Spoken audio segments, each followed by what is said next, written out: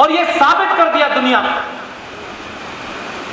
कि आप इसी हालात में रहते हुए अगर आने वाली पीढ़ियों को कोई मैसेज देना चाहते हैं, अपनी संस्कृति और परंपराओं के प्रति उन्हें जागृत करना चाहते हैं, तो जो आपके लिए इंटरटेनमेंट है, उस इंटरटेनमेंट में एक फिल्म आई जिसने बताया जोर जोर से खूबसूरती की परिभाषा तैमूर की अम्मी नहीं है। भारत के सनातनियों के लिए अगर खूबसूरती की कोई परिभाषा है तो वो बाहुबली की देवसेना है।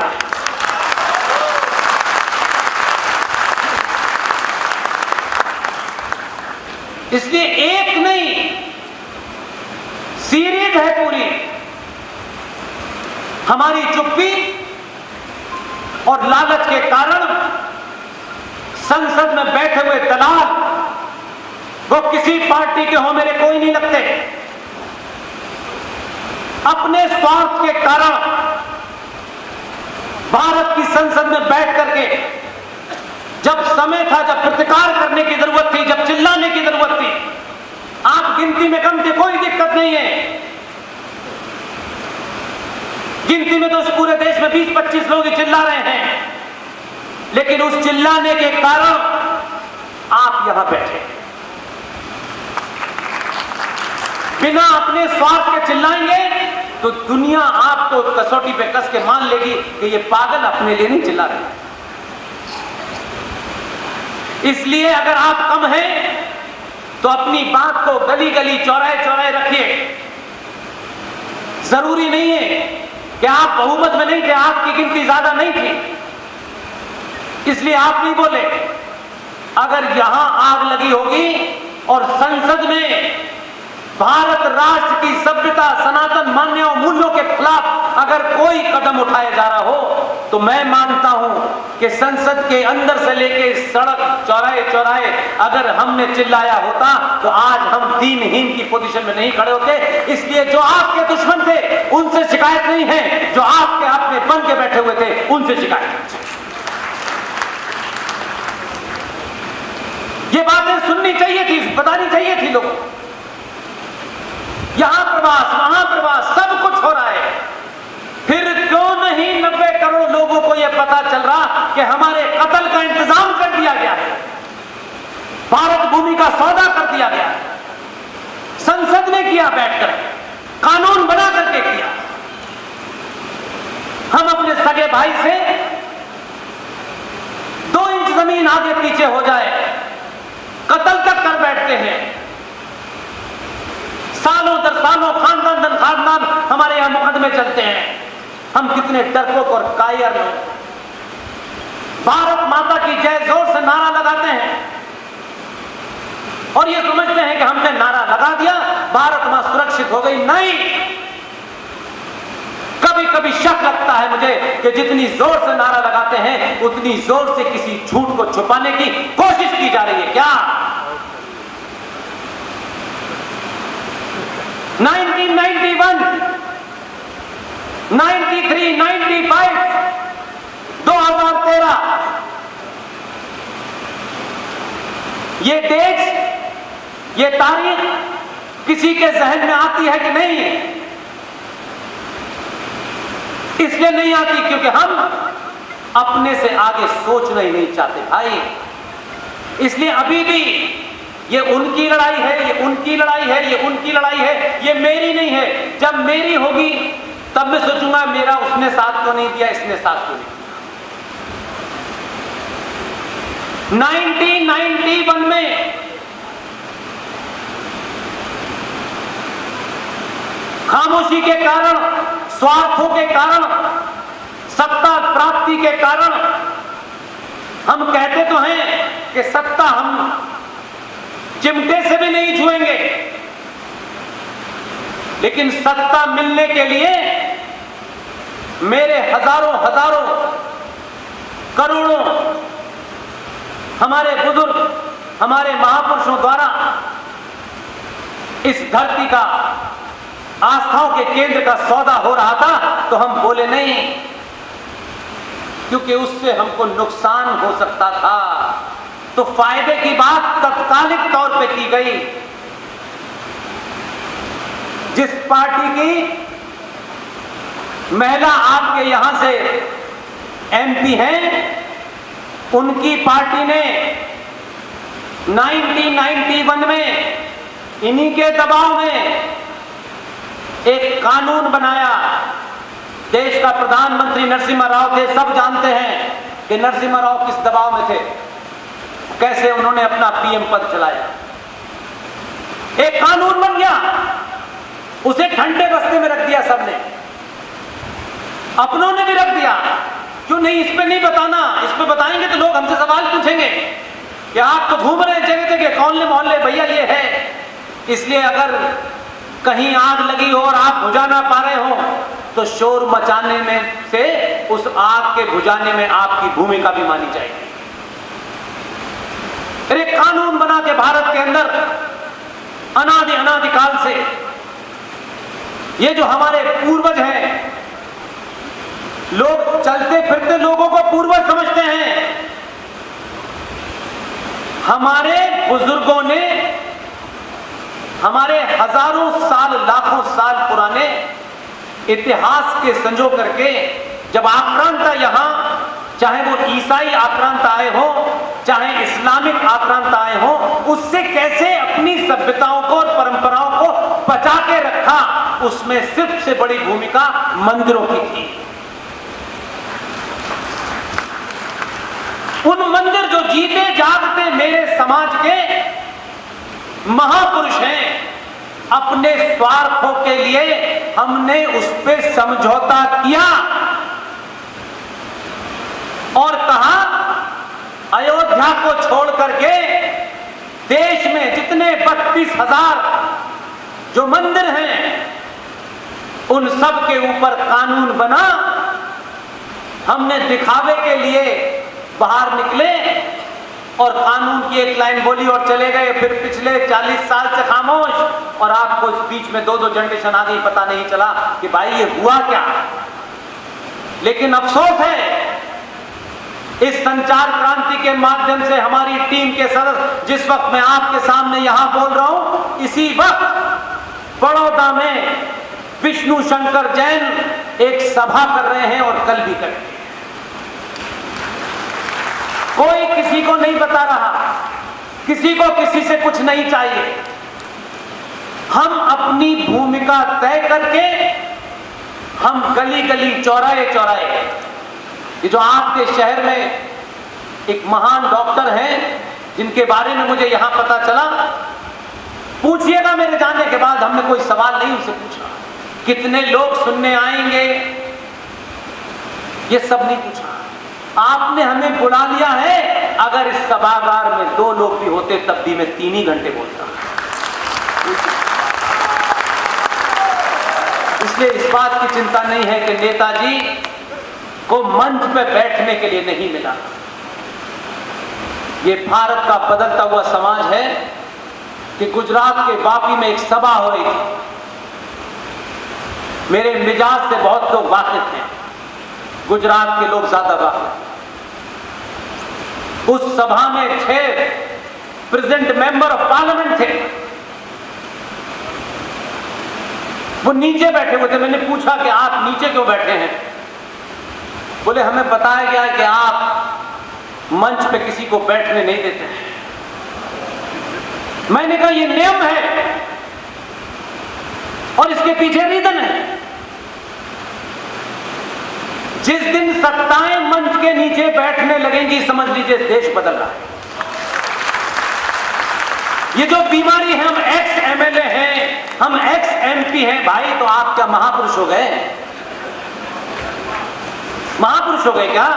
ये सत्ता का दम्भ, ये छुट गई है नेता कि हमें मंच पे जगह नहीं मिली इसलिए हम नाराज हो रहे हैं। कल जाते हो, अभी चले जाओ। यही बदलाव है। और ये मैं इसलिए नहीं कह रहा कि मैं कोई एरोगेंस की बात कर रहा हूं, ये मैं इसलिए कह रहा हूं कि 70 सालों में आज ही बताया गया कि देश और राष्ट्र में फर्क क्या होता है। हम सब कुछ देश समझते हैं। देश एक जमीन का टुकड़ा है जिसकी सीमाएं निर्धारित हैं। उस सीमा की रक्षा के लिए सेना है।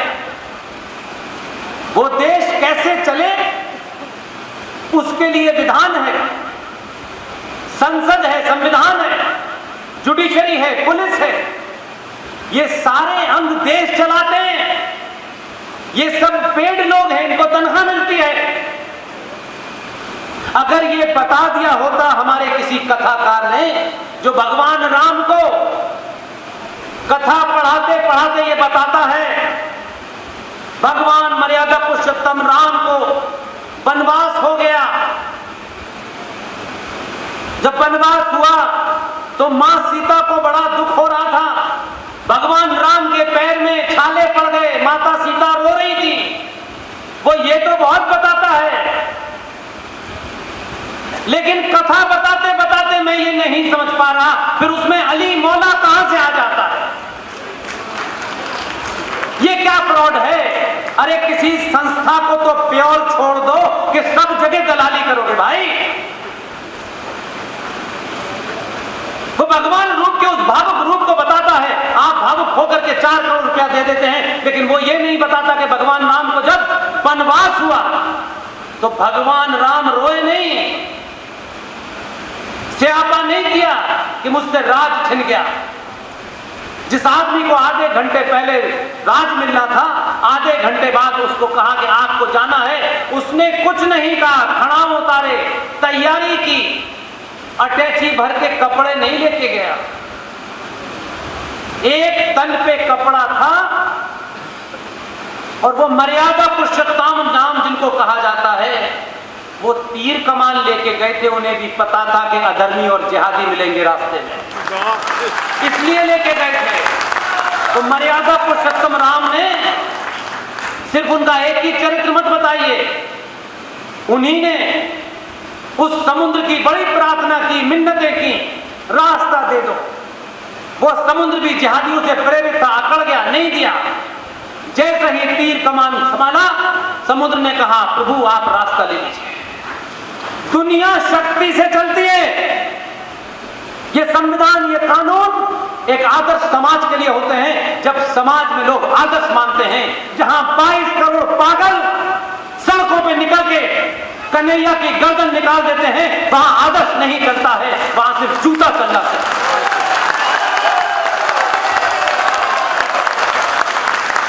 भक्ति का वो काल समाप्त हो गया। जब मीरा थी सूर पे, वो भक्ति का काल था। उस समय भी उस भक्ति के काल में लोगों की पहचान मिटाई जा रही थी। जब आता तारीख, लोगों ने अपने उस संस्कारों को जीवित रखने के लिए अपने घर में तुलसी का पौधा लगा लिया और उस पर पानी देकर जो भी सनातन को जिंदा रखा। ये दुनिया का नियम है, ये कोई मैं नहीं कह रहा। दुनिया का इतिहास पढ़ के देख लीजिए और आज भी देख लीजिए। ये जो दुकानें बनी थी वर्ल्ड वॉर 2 के बाद सन 1945 अक्टूबर में, ये यूएनओ है, ये सिक्योरिटी काउंसिल है, ये दुनिया में शांति बनाए रखने के लिए काम करेगी। जब उन्हें पता चला कि मेरे बॉर्डर पर वो ताकतें आकर के बैठने वाली हैं जिनसे मेरे राष्ट्र को खतरा है, उसने ना यूएनओ को पूछा, ना सिक्योरिटी काउंसिल को पूछा, और यूक्रेन को घर में घुस के लगातार मार रहा है। हम लोग चीजों को बड़े इमोशनल होकर देखते हैं। छोटा सा मुल्क है, उसको क्यों मारा? तो ये भी तो 20 करोड़ का है पड़ोस में। अरे यूपी वालों, तुम तो जानते होगे कि आपकी तो टोटल पॉपुलेशन पाकिस्तान से ज्यादा है। वहां की टोटल पॉपुलेशन 20 करोड़ है, आप 24 करोड़ हो। उसने अपने राज्य की असीमता को बचाने के लिए न यूएनओ की सुनी, न सिक्योरिटी काउंसिल की सुनी, घर में घुस के मार रहा है। दुनिया चिल्ला रही है, चिल्लाते। क्या अमेरिका ने इराक में घुस के नहीं करा? क्या लीबिया में नहीं किया? क्या वियतनाम में नहीं किया? राष्ट्र जिनका सर्वोपरि होता है वो दुनिया के किसी नियम को नहीं मानते। इसलिए आप जब देश की बात करते हैं तो देश बहुत छोटा होता है। इसलिए आप कहते हैं मैं देश के लिए जान दे दूंगा। कोई आपकी जान नहीं मांग रहा देश के लिए और आप जान दे भी नहीं सकते देश के लिए। देश को चलाने का मैंने आपको एक एक विधान बताया, उसी से देश चलता है। लेकिन राष्ट्र क्या है? राष्ट्र मेरे आदर्शों से, मेरी परंपराओं से, मेरी आस्थाओं से, मेरे सरेकारों से चलता है और राष्ट्र को समाज चलाता है, सरकार नहीं चलाती। इसलिए आप ये चाहते हैं सनातनी हिंदू समाज कि राष्ट्र भी सरकार चलाए, और यहीं से बीमारी शुरू होती है। आपके मंदिर आपकी आस्था का केंद्र हैं।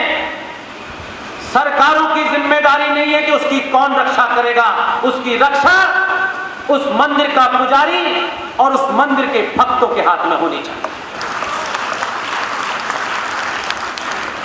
इसलिए जब गुजरात के अंदर कुछ आताताइयों ने एक मंदिर के ऊपर हमला किया तो मंदिर के पुजारियों ने अपनी ड्यूटी नहीं निभाई। उस मंदिर के भक्त, उसमें पूजा करने वाले लोग नहीं आए क्योंकि उनको ये बोध नहीं था। उनको तो बोध था ये तो सरकार का काम है, सरकार करेगी। सरकार का काम क्यों है भाई? और सब कुछ सरकार पे छोड़ा, इसलिए उसने देश के सुप्रीम कोर्ट ने हिंदुत्व की परिभाषा बता दी कि अब सुप्रीम कोर्ट के काला कोट पहनने वालों ने बताया है कि हिंदुत्व से कहते हैं। ये सुप्रीम कोर्ट के काला कोट पहनने वाला जज बताएगा कि हिंदुत्व क्या है। हिंदुत्व में कोई परिभाषा, कोई मान्यता, परंपरा के ऊपर कोई ज्ञान देना है तो सिर्फ शंकराचार्य के अलावा कोई नहीं दे सकता। वही अंतिम है। इसलिए हम लड़ाई गलत लड़ रहे हैं। इसलिए आपकी चाटुकारिता और कायरता ने इस देश के लाखों मंदिरों का अधिग्रहण किया। मंदिर सरकार के कब्जे में है। हर जिले का एक डीएम उसका केयरटेकर है और इस देश में कई डीएम जिहादी भी हैं, वो भी केयरटेकर हैं। और आपकी खामोशी और मंदिरों को चलाने वाले जो भी लोग थे, उन्होंने जिस काम के लिए गुस्सा दिखाना था, सड़कों पे आना था, वो नहीं आए। उन्होंने कहा ये लड़ाई हमारी क्यों है, जब हो जाएगा तो ठीक है। आजकल 10 रुपए मिल रहे हैं, 10 रुपए में काम चल जाएगा। ये रुपए की बात नहीं थी। देवस्थानम बोर्ड तिरुपति, बहुत लोग गए होंगे, 1300 करोड़ रुपया सालाना सरकार वहां से लेती है। वैष्णो देवी से 520 करोड़ रुपया सालाना सरकार लेती है। राजस्थान में अभी एक युवा लड़की ने, उनकी मां सांसद थी, कोरोना काल में उनका देहांत हो गया, उनकी बेटी एमएलए बनी। देखिए उस युवा को, देखिए उसने विधानसभा में, राजस्थान का एक मंदिर है, उस मंदिर के ऊपर सवाल पूछा सरकार से कि ये बताइए कि इस मंदिर का कितना चढ़ावा आता है और इस मंदिर से हिंदुओं को या हिंदुओं के किसी काम को या इस मंदिर के ऊपर कितना खर्च होता है। इतना ही तो करना है। गली गली, मोहल्ले मोहल्ले आपके माध्यम से कहना चाहता हूं अपने युवाओं से, आज की डेट में आरटीआई डालने में पैसे नहीं लगते हैं। आरटीआई सिर्फ आपके ईमेल के माध्यम से भी चली जाती है, लेकिन सरकारी नियम है कि उसका जवाब देना पड़ेगा। और जवाब वो देना पड़ेगा कि अगर आपने सुप्रीम कोर्ट में उस आरटीआई की रिप्लाई लगा दी तो वो मान्य होगी, कोई झूठा जवाब नहीं दे सकता। इतनी आरटीआई डाली है पूरे देश में, हजारों लाखों मंदिरों पे पूछिए कि हमारे मंदिरों पे जो चढ़ावा आता है सरकार उसका करती क्या है। उस बेटी ने पूछा, सरकार को जवाब देना पड़ा कि 75 करोड़ रुपया सालाना आता है, लेकिन हम इस मंदिर के ऊपर एक भी पैसा खर्च नहीं करते, हम विभिन्न योजनाओं में खर्च करते हैं।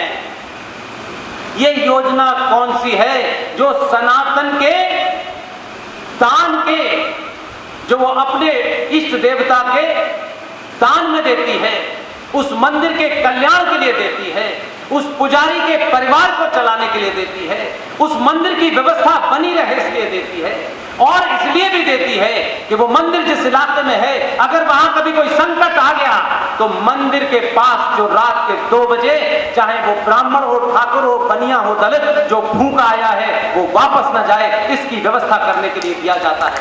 लेकिन आप बोले नहीं, स्वार्थों से भरा हुआ सनातनी हिंदू समाज आज अपनी आस्थाओं का अरबों रुपया, एक पैरेलल इकोनॉमी खड़ी हो जाती है। अब तक किसी के हाथ भीख नहीं मांगना पड़ता। किसका बच्चा ब्राह्मण है, ठाकुर है, उसकी जाति क्या है, ये रिजर्वेशन की रेवड़ियां बांट करके आपको जो अपंग बनाया गया, आपने उसकी पैरेलल व्यवस्था नहीं बनाई। आप जागृत होते तो ये सवाल करते, ये लड़ाई लड़ते, जग में लोगों को बताते, लोगों में एक जागृति पैदा होती। लेकिन ठेकेदार बहुत है इस देश में, ज्ञान दिलवा लो उनसे। लेकिन अगर लोग समझदार हो गए तो ये बंधुआ मजदूर हमें कहां मिलेंगे जो हमारा प्रवचन सुनने आएंगे। इसलिए ऐसी कोई बात मत बताओ। आपको शायद ये जानकर ताज्जुब होगा कि जो भारत का संविधान है, जिसे लोग दिन रात इसकी दुहाई देते हैं, क्या कभी इस संविधान को आपने पढ़ा? नहीं पढ़ा। इसीलिए मैंने कहा, महापुरुषों की जयंती जब मनाएं तो इसलिए न मनाएं कि इनके नीचे फोटो खिंचवाने से 4 वोटर बढ़ जाएंगे। महापुरुषों ने जो ऐसे काम किए जिसको छुपा दिया गया, उन्हें अगर आप बाहर ले आएंगे तब उन महान भावों के प्रति आपकी सच्ची श्रद्धांजलि होगी। इस तक के संविधान में उस वक्त doctor Rajendra Prasad, doctor B.R. Ambedkar ने जो काम किया वो किसी ने नहीं किया। भारत के संविधान का पहला पेज देखा है कभी आपने? किसी ने देखा हो तो हाथ उठाइए। जो ओरिजिनल संविधान है भारत, हमारे पूर्वज कितना बड़ा काम करके गए ताकि आप कहीं आपके पैर ना फिसलें और आप मजबूती से खड़े रहें। भारत के संविधान के पहले पेज की पहली लाइन क्या लिखी हुई है? आज के बच्चों को बताइए, जो बच्चों को आपने समझा दिया है मंदिर जाना, ये जाना, ये सब बेकार के काम है। साइंटिफिक होना चाहिए, हमें पढ़ना चाहिए, हमें ज्ञान प्राप्त करना चाहिए। भारत के संविधान के पहले पेज के ऊपर पहली लाइन में लिखा हुआ है, इंडिया दैट इज भारत। लेकिन इसका असली मतलब डॉक्टर B.R. अम्बेडकर ने डॉक्टर राजेंद्र प्रसाद से जो कहा, मेरे लिए वो महत्वपूर्ण। ये उन 2 लोगों की बातचीत। उनको नहीं पता था कि 70 साल के बाद भी इस देश में लोग आएंगे जो संविधान की बात करेंगे। कुछ पंजे तो पलट लेते कम से कम। जब अंबेडकर ने कहा इसको हमने लिखा है इंडिया दैट इज भारत, तो लोग इंडिया को जानते हैं। ये 1947 में आया। इसके अंदर विदेशी देशों से कहां से हमने कुछ चीजें लेकर के इसको बना दिया है। लेकिन भारत कहां है? डॉक्टर राजेंद्र प्रसाद ने मशवरा दिया, और ऐसा मशवरा दिया कि आज डॉक्टर राजेंद्र प्रसाद नहीं है, उनके परिवार के लोग सत्ता में नहीं है। लेकिन मुझे न मैं उनको जानता, न उनका कोई दूर दूर तक लेना, लेकिन जब भी याद करता हूं, जब भी उस फिलॉसफी को, उस थॉट को सुनता हूं, उसे देखता हूं, तो लगता है कि हमारे बुजुर्गों ने उस ऐसे हालात में जब कुछ बात कहना बहुत खराब माना जाता था, तब भी आज की युवा पीढ़ी को अपने उस दानिश्वरी से, खामोशी से चीजें लिख के चले गए, बता के चले गए। हम इतने डरपोक और कायर और लाचार लोग हैं कि उसको निकाल के देख भी नहीं रहे। उसे देख लेते तो कई 100 सवालों का जवाब मिल जाता। उस संविधान के पहले पेज के ऊपर डॉक्टर राजेंद्र प्रसाद और डॉक्टर बी.आर. अंबेडकर ने मंत्रणा की कि हम भारत को चित्रों के माध्यम से इस संविधान में स्थापित करने की कोशिश करते हैं, जिसके लिए नंदलाल बोस को शांति निकेतन बंगाल से बुलाया गया और उनके साथ में 5 लोगों की टीम थी। मध्य प्रदेश में जबलपुर नाम की एक जगह है, उस जबलपुर में एक साहब रहते थे, 2007 में उनका देहांत हुआ है। उनका नाम था राम मनोहर बिहोर। उनके बनाए 12 चित्र और कुल मिला के 22 चित्र भारत के संविधान में है कि भारत की परंपरा में हमारे अधिकार क्या हैं, हमारी ड्यूटीज क्या हैं, हमारे राज चलाने का सिस्टम कैसा था। उसके पहले पन्ने पर जिस पे आज बड़ा बवाल हो रहा है, हम इस बवाल से समझ रहे हैं। वो समझा होता तो इसका महत्व आपको समझ में आ जाए। संविधान के पहले पन्ने के ऊपर नंदी बना हुआ है।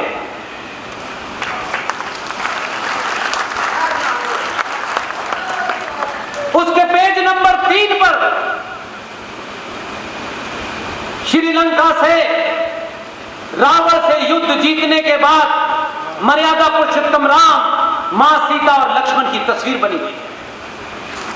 भगवान कृष्ण की तस्वीर है, बुद्ध की तस्वीर है, रानी झांसी की तस्वीर है, शिवाजी की तस्वीर है। अगर हमारे बच्चों ने, इस पीढ़ी ने संविधान में जो हमारे यहाँ का सबसे बड़ा डॉक्यूमेंट माना जाता है, और हमारे पूर्वजों ने अगर छत्रपति शिवाजी महाराज की तस्वीर भारत के संविधान में बनाई होती तो एक अलीगढ़ मुस्लिम विश्वविद्यालय का इस्लामिक जिहादी कम्युनिस्ट दलाल, वो किताब जिसके पढ़ा करके हिस्ट्री की इस देश में बच्चे आईएएस और पीसीएस बन रहे हैं, उस किताब में ये नहीं पढ़ाया जाता कि छत्रपति शिवाजी एक पहाड़ी चूहा था। ये बच्चे सवाल पूछते, लेकिन हमारे बुजुर्गों ने न संविधान के बारे में बताया।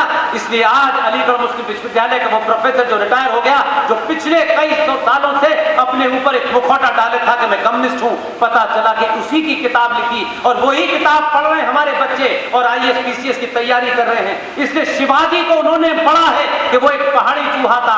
उनको नहीं पता कि अगर शिवाजी पहाड़ी चूहा था तो जिस जिहादी ने वो किताब लिखी और जिस जिहादी देश के पहले शिक्षा मंत्री के माध्यम से वो तमाम चीजें चलाई गई, अगर उन्हें पता होता कि संविधान में शिवाजी बने हैं तो शिवाजी को उसका भाव बदल जाता और गले गले वो सवाल पूछता, लेकिन नहीं पता। एक लड़ाई लड़ी जा रही है। लड़ाई लड़ने का अगर आपका मन है तो आप सड़क चलते हुए आदमी से भी अपना काम करा सकते। अगर आपका एजेंडा यह है कि इसका क्रेडिट मुझे मिले, मेरा नाम लिखा जाए, दुनिया में जितने महापुरुष हैं उनका नाम कहीं नहीं लिखा है, वही महापुरुष हैं जिनका नाम लिखा हुआ है, लोग उन्हें जानते थे। अगर बस चलता तो राम के नाम की कोई सड़क है क्या? कोई सड़क नहीं है। अनादिकाल से जीवित है। जिनकी सड़कों पे पत्थर लगते हैं वो पत्थर कब टूट जाते हैं पता भी नहीं चलता, उसका कोई महत्व नहीं है। इसलिए जोर दीजिए उस पर जो आपका आदर्श है। इसलिए आपने आदर्श को छोड़ा और चाटुकारों को पकड़ लिया। इसलिए प्लेसेस ऑफ वर्शिप एक्ट 1991 बन गया और देश के 32,000 मंदिरों के ऊपर सरकार ने सहमति के साथ ये कहा कि इन मंदिरों की जो हैसियत 15 अगस्त 1947 को थी उसको बदला नहीं जा सकता। हमारे पूर्वजों के जीते जागते मंदिरों को एक सरकार ने बना दिया और हम चुप बैठे रहे, क्योंकि हमको दुकान चलानी है, हमको राष्ट्र नहीं बचाना है। हमारा राष्ट्र से कोई सरोकार, दुकान बड़ी है राष्ट्र। इसलिए आज फिजिक्स, केमिस्ट्री, साइंस के जो स्टूडेंट यहां बैठे हो, मेरे बुजुर्ग यहां बैठे हो, एनर्जी हमेशा फ्लो करती है, उसे रोक नहीं सकते हैं।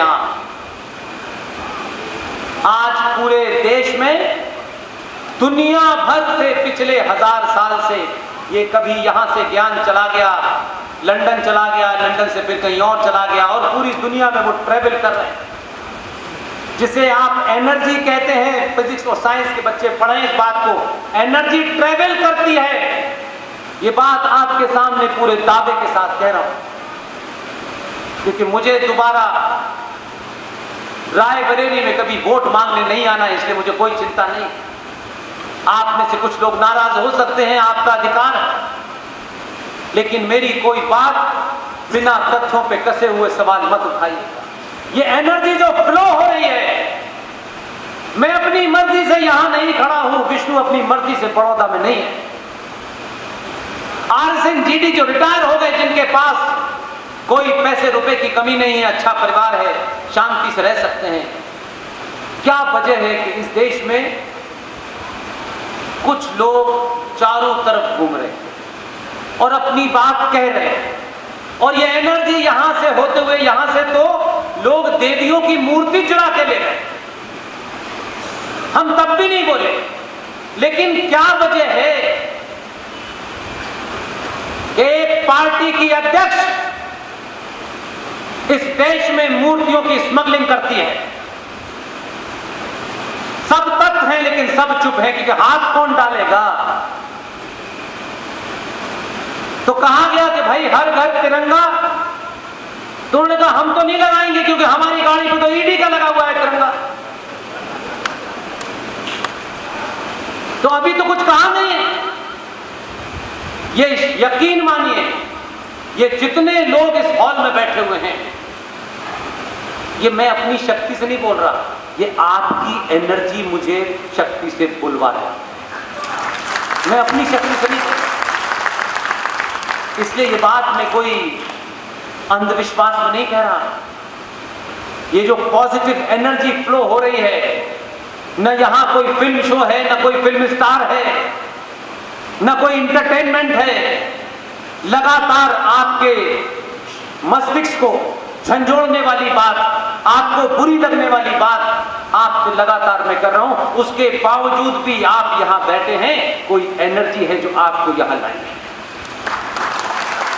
इसलिए ये एनर्जी जब फ्लो करके पहुंच रही है, उसी का प्रताप है कि 450 साल से कुछ जिहादियों ने, आताताइयों ने, आतंकियों ने भगवान विष्णु के ऊपर एक मस्जिद बना करके कहा ये ज्ञानवापी मस्जिद है। 450 साल इसी दौर में ये शिवलिंग बाहर आया है। ये उस एनर्जी का कमाल है। इसलिए मर्यादा पुरुषोत्तम राम का मंदिर था तो मर्यादा निभाई गई, लेकिन अगर 450 साल के बाद शिवलिंग ने अपनी अच्छी सही जगह बताई है, और आप इसको दूसरे तरीके से समझ सकते हैं तो ज्यादा आपको साइंटिफिक लगे।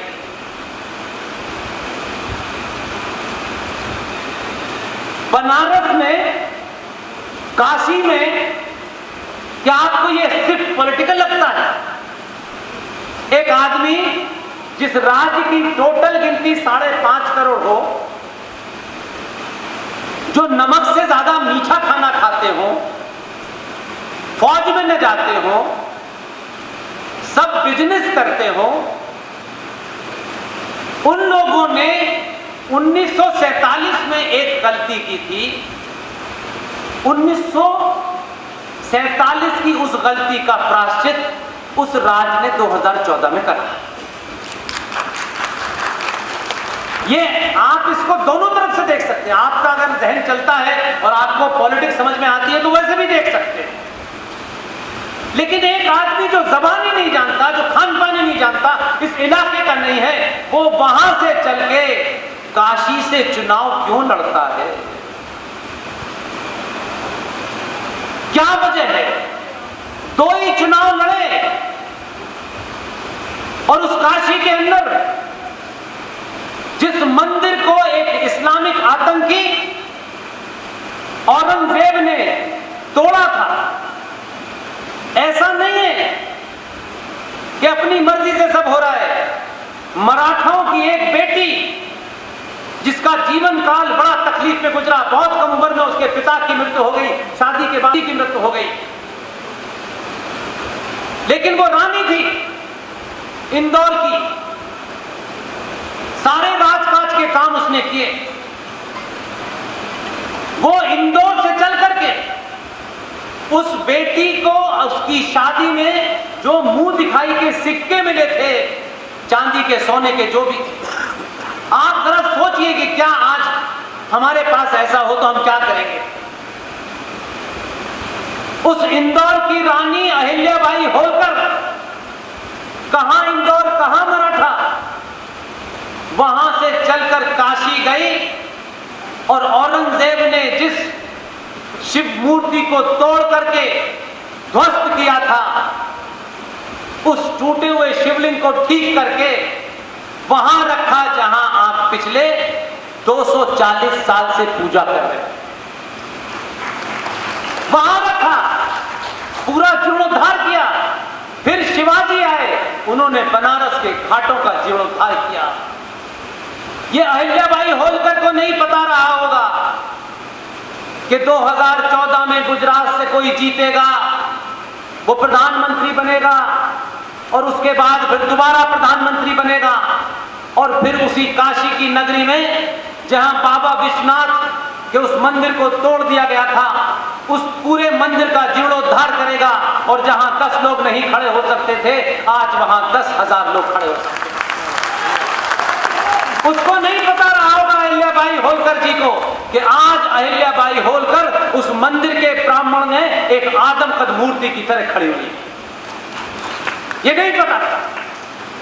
240 साल के बाद अहिल्याबाई होलकर के जीर्णोद्धार के बाद उस बनारस काशी के महत्व को समझते हुए जो जीर्णोद्धार इस सरकार के इस मुखिया ने किया है, आप होनी देखिए।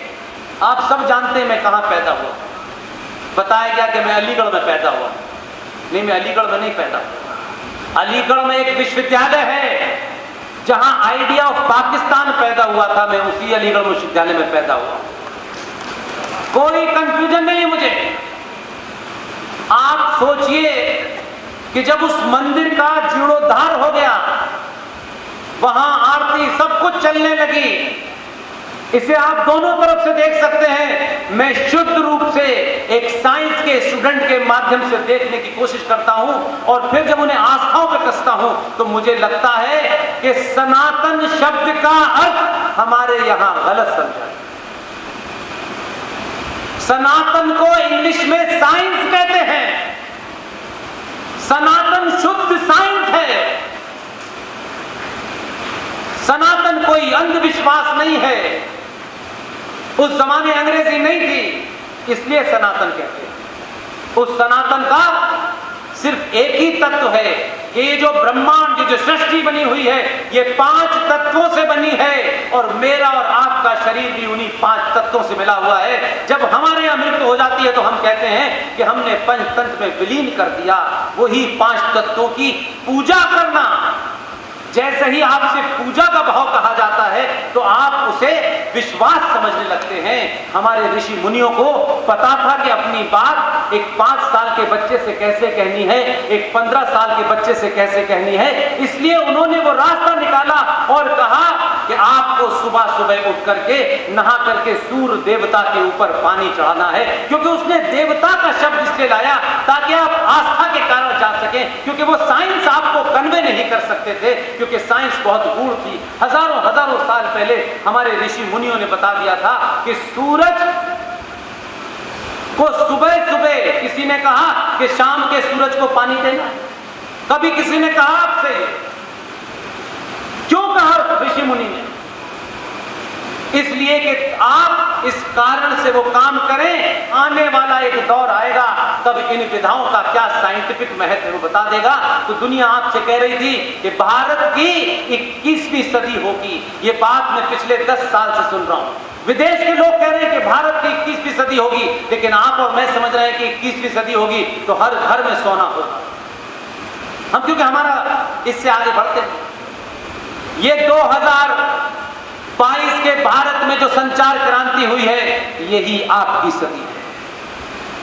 इसी से आपको पता चला कि सुबह सुबह सूरज पे पानी इसलिए चढ़ाना चाहिए कि रात भर ये जो पेड़ पौधे हैं ये कार्बन डाइऑक्साइड देते हैं और सुबह की जैसे ही सूरज की पहली किरण निकलती है उसी वक्त पूरे जितने भी वनस्पति है सब ऑक्सीजन देना शुरू करती है। वो ऑक्सीजन जब सूरज की किरण से टकराती है और पानी के माध्यम से जब आप डालते हैं, आपकी आंखें खुली होती हैं और उस पानी के बीच में से आपके मस्तिष्क के यहाँ पड़ती है तो पूरे दिन के लिए आपको जो अग्नि चाहिए होती है वो मिल जाती है।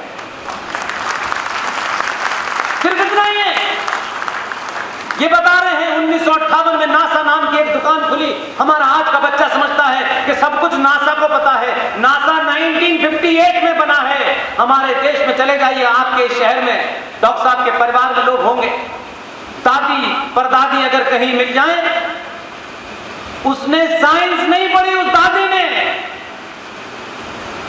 नासा नहीं था तब से बता देती थी, बहू कल 9 बजे सूर्य ग्रहण है, खाना बाद में बनाना।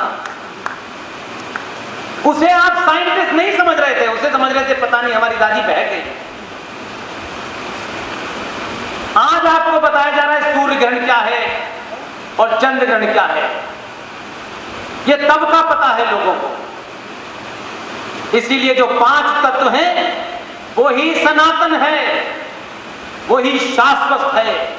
इसलिए मैं उसको दूसरे तरह जोड़ता हूं कि चिंता की कोई बात नहीं है, लेकिन जब मैं ये कहता हूं तो इसका यह भी अर्थ नहीं है कि आप चद्दर ओढ़ के सो जाएं। आज सिर्फ एक ही काम करिए, ये जितने मजहब हैं,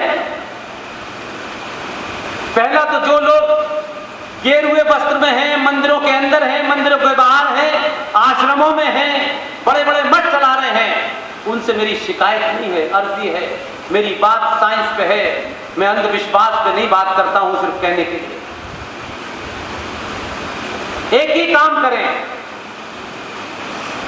आप आज से सबसे बड़ा दुनिया का झूठ जो हिंदुओं ने बोला है और आपके दुश्मन ने इस तरीके से, आपके शत्रु ने इस तरीके से आपके सामने रखा है कि आप उसको बोलते हैं तो आपको लगता है मैं तो कोई बहुत बड़ी परिभाषा बता रहा हूं, और इस चक्कर में आपने ये कहना शुरू किया। और नेताओं को तो वैसे भी मानता हूं कि कम बुद्धि के होते हैं, बहुत होती नहीं है, उन्हें लगता है कि वो ज्ञानी है। कुछ है ज्ञानी, ऐसे नहीं है। उसमें से एक नेता है और मैं उसे नेता नहीं मानता, he is like my brother, और मुझे वो मुझसे उम्र में बड़े हैं छोटे मैं नहीं सोचता। मेरी कोई दिन ऐसा नहीं है कभी न कभी उनसे बात होती है। जब मुझे कोई पेच पूछना होता है तो मैं उनसे बात करता हूं। वो किस पार्टी में है इससे भी कोई मतलब नहीं, वो किस जाति में है उससे मतलब नहीं। 24 कैरेट का साइंटिफिक सनातन है, उसका नाम है सुधांशु त्रिवेदी। 24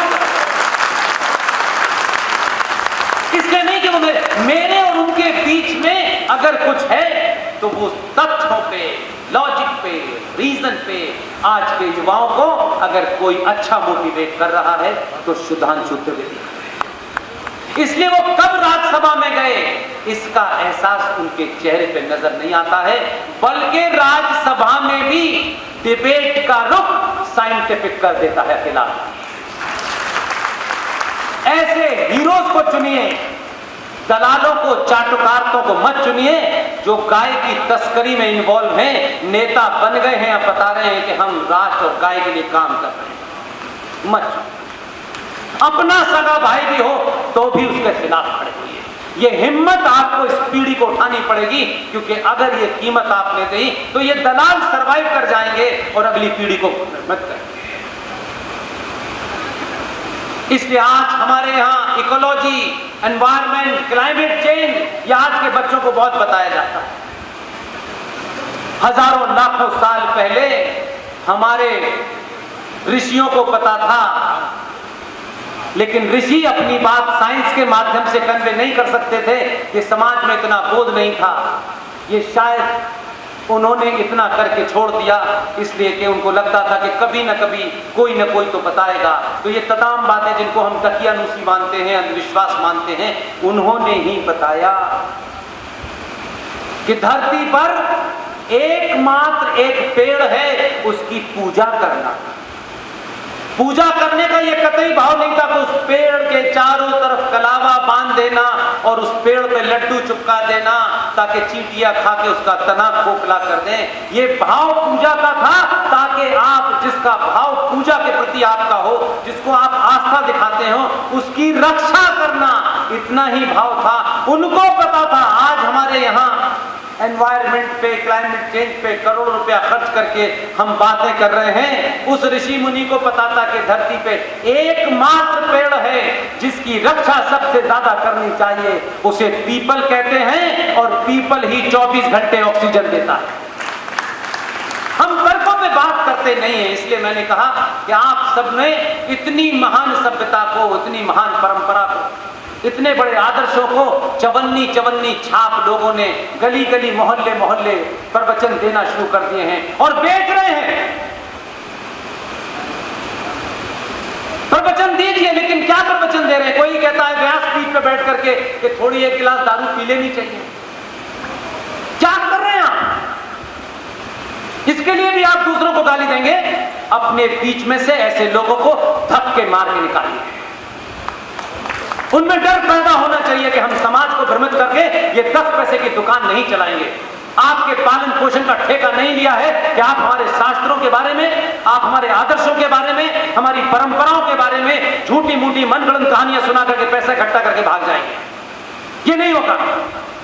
अपने गलेबान में बिछा। इसलिए 93 के अंदर संविधान को रौंदते हुए, इसलिए कि मुसलमानों को खुश करना है कि 1992 में आताताई की एक मस्जिद को अयोध्या में कार सवेकों ने गिरा दिया था।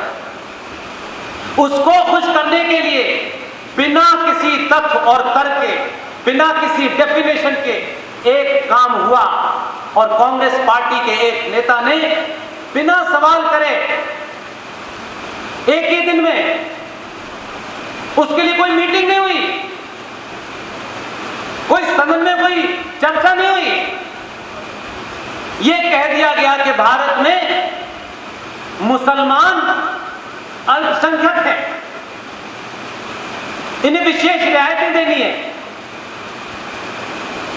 तो आपने नेशनल कमीशन फॉर माइनॉरिटी बनाया। पूरे भारत विधान के किसी कोने, किसी पन्ने में, न पहले में, न बीच में, न आखिरी में शब्द माइनॉरिटी का जिक्र ही नहीं है, न माइनॉरिटी की कोई परिभाषा है। यूएन का चार्टर पढ़ लें, उसमें भी साफ साफ लिखा है कि माइनॉरिटी की परिभाषा वो होगी कि टोटल पॉपुलेशन का 1.2%, 1.5% जो लोग होंगे वो ही माइनॉरिटी कहलाएंगे। नेशनल कमीशन फॉर माइनॉरिटी बन गया। 35,000 पारसी, 1.25% बौद्ध, 1.5% सिख, 3% ईसाई और 21% मुसलमान माइनॉरिटी में। एक संविधान के पैरेलल एक नया विधान बन गया, करोड़ों रुपए का बजट। इसलिए वोट बैंक अगर बनना भी है तो राष्ट्र के लिए बनिए, अपने लिए मत बनिए। उन्होंने भारत के संविधान की मूल भावना को रौंद करके अपने एकजुट वोट से आपके ब्राह्मण, ठाकुर, बनिया, दलित सब नेताओं को खरीदा और संसद के अंदर उसे पटल पे रख करके अब उसे एक लीगल डॉक्यूमेंट बना दिया। करोड़ों रुपया उस मंत्रालय के तहत, उस मिनिस्ट्री के तहत 90% पैसा मुसलमान खाते हैं। ना पारसी को 1 रुपया चाहिए, ना सिख को चाहिए, और सिख ने हमेशा दिया है, कभी मांगा नहीं। इनके यहां लोग उतरते चढ़ते रहते हैं। सरकारों के बदलने से किसी कौम का चरित्र मत नापिए। सरकार बनाने न बनाने के अलग मामला होते हैं। अगर नापना ही है और कोई बात रखनी है, हम न पार्टी के लोग हैं न सरकार के लोग हैं, मेरा इंटरेस्ट है सनातनी इकट्ठा होकर जाग जाए। पार्टियों का इंटरेस्ट है कि सनातनी 100 की जगह 500 में बढ़ जाए तो कि हम अपनी दुकान चलाते हैं। इसलिए ये मांग कोई राजनीतिक नहीं थी, न कोई निजी स्वार्थ था। हम आने वाली पीढ़ियों को ये बता सकें कि ये जो 2022 में कन्वर्जन की बीमारी है,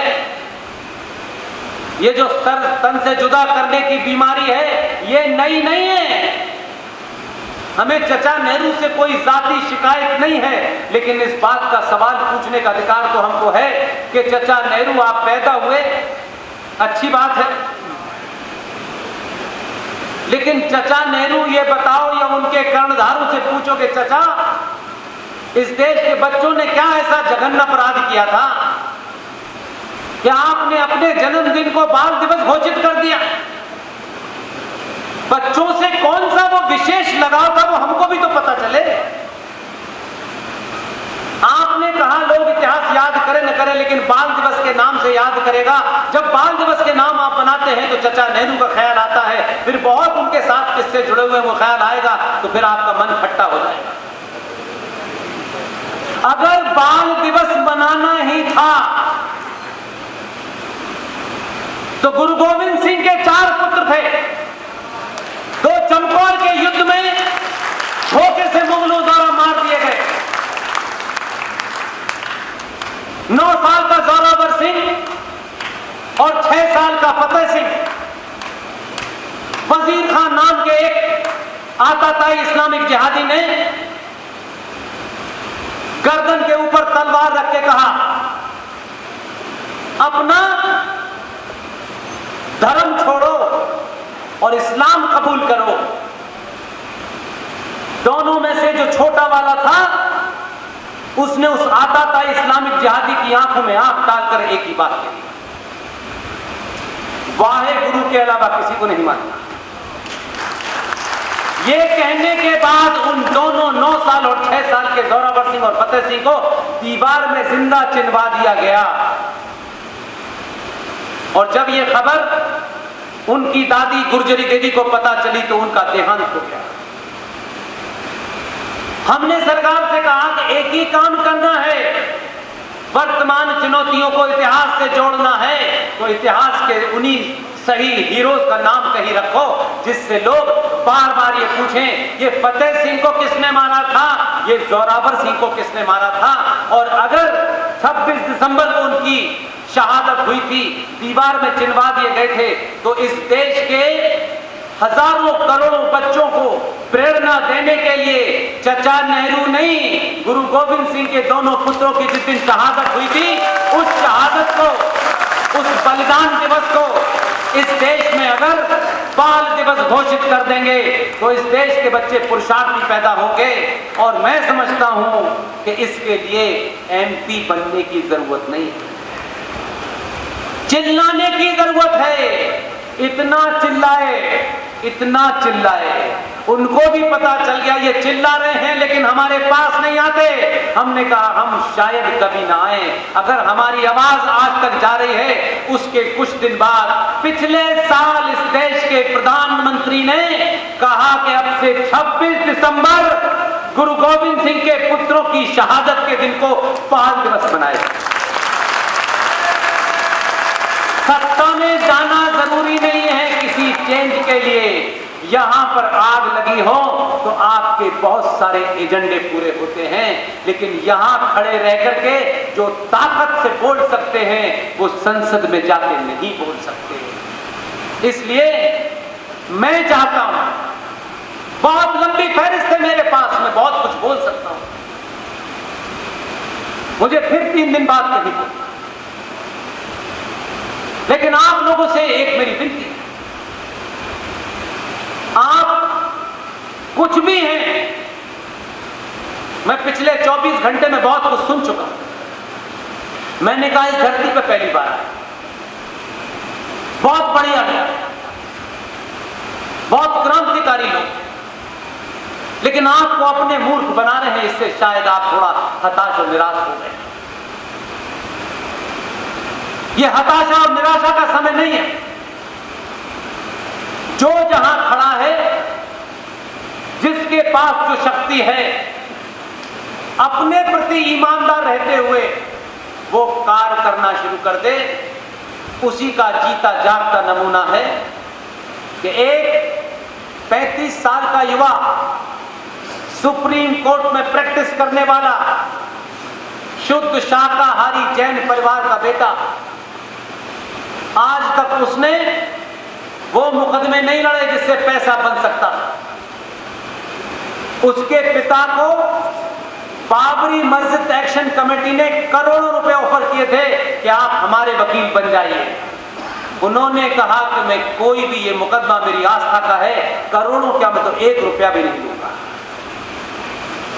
उस आदमी का बेटा है विष्णु शंकर जैन। और देखिए, इसलिए मैंने कहा कि आपको मौका है, इंतजार मत कीजिए कि कोई आपको आएगा और आपसे कुछ कहेगा। आप आज से कुछ भी शुरू कर देंगे, 2 साल में आप यहां होंगे और मुझ जैसे लोग वहां बैठे होंगे। करिए, पूरी तबीयत से पत्थर उछालिए। आपको कौन रिकॉग्नाइज करता है, कौन नहीं करता, इसकी चिंता छोड़ दीजिए।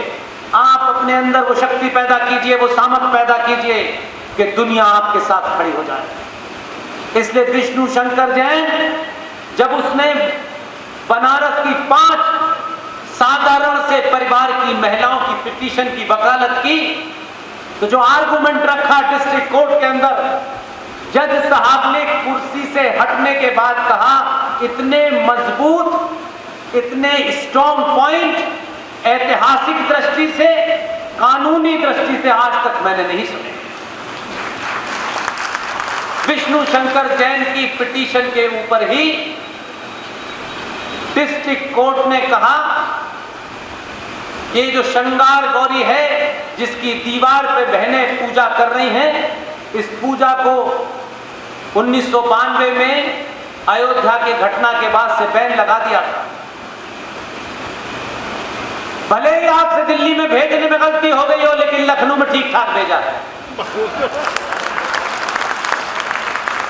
और देखिए कि जब आप ठीक काम करते हैं तो क्या होता है। अभी सत्ता बदली है, अभी व्यवस्था नहीं बदली, लेकिन व्यवस्था के बदलने का मैं आपको एक नजारा बताता हूं, नाम मत पूछिएगा मुझसे। विष्णु शंकर जैन जब डिस्ट्रिक्ट कोर्ट में लड़ाई लड़ रहे थे,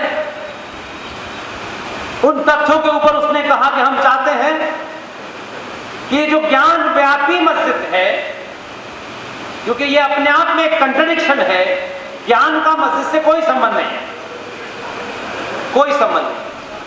कहा कि इस ज्ञान व्यापी मस्जिद के अंदर हम देखना चाहते हैं कि जो इतिहास बताता है कि इसके अंदर हमें पूजा की इजाजत मिलनी चाहिए। जज साहब का भी क्या दिमाग घूमा, आप सोच सकते हैं। इसलिए मैं बार बार, मेरा यकीन है 100%, उससे भी कोई बड़ी गिनती हो, मेरा एकदम 24 कैरेट का यकीन है कि एनर्जी फ्लो कर रही है। जज साहब की जाति जानते हैं क्या थी? नहीं पता हो। ये जाति जानना इसलिए जरूरी नहीं है कि ये कोई महत्वपूर्ण बात है, लेकिन आज के परिप्रेक्ष्य में जब समाज जातियों में अपने अपने आप को बता रहा हो, तब ये बताना आवश्यक है। ये रेफरेंस के लिए जरूरी है। उस महान आत्मा को मैं कोई उसकी निजी बात को उजागर नहीं करना चाहता। उसने आदेश दिया उस घटना का, क्योंकि वो हमारी टीम के सदस्य हैं, एक एक तथ्य मुझे रट गया। विष्णु शंकर जैन की पिटीशन पर कोर्ट ने कहा कि आपको अंदर जाकर के देखने की इजाजत है। कुछ लोगों ने हंगामा किया उस ज्ञान व्यापी मस्जिद में, जहां 20 से 30 लोग नमाज पढ़ते थे, उस दिन 500 लोग इकट्ठे हो गए, क्योंकि उनको लगता है क्योंकि जिनके पास अकल टखनों में होती है, वो हर बात में सब बंदूक और गोल बाले की बात करते हैं, क्योंकि अकल से उनकी उम्मीद नहीं होती। उन्होंने कहा हम नमाज पढ़ेंगे, हम घुसने नहीं देंगे। जज साहब ने डीएम को बुलाया, तलब किया और कहा कि अगले 24 घंटे में आप कर्फ्यू लगाएं, धारा 144 लगाएं, ये एडमिनिस्ट्रेशन की जिम्मेदारी है, लेकिन अगले 24 घंटे के अंदर विष्णु शंकर जैन के साथ जो और लोग इसमें शामिल हैं, वो तमाम सारे लोग इस सरकार के अधीन आने वाला जो एडमिनिस्ट्रेशन है उनके साथ जाएं और वो वहां मुआयना करना चाहते हैं, उनको पूरा सर्वे करने दें। ये जिम्मेदारी आपकी है कि 25 की जगह 500 इकट्ठे हो गए थे, उनसे कैसे टैकल करना है, ये आपकी जिम्मेदारी।